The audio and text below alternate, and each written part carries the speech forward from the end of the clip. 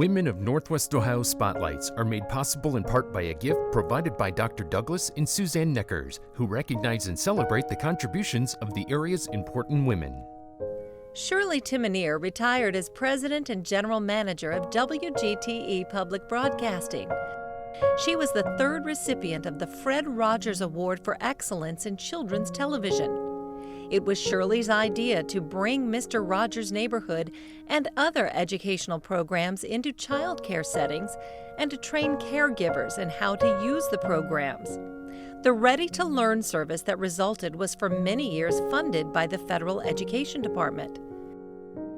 As a former classroom teacher and teaching fellow at Bowling Green State University, it was the potential of public broadcasting to educate that led her to WGTE.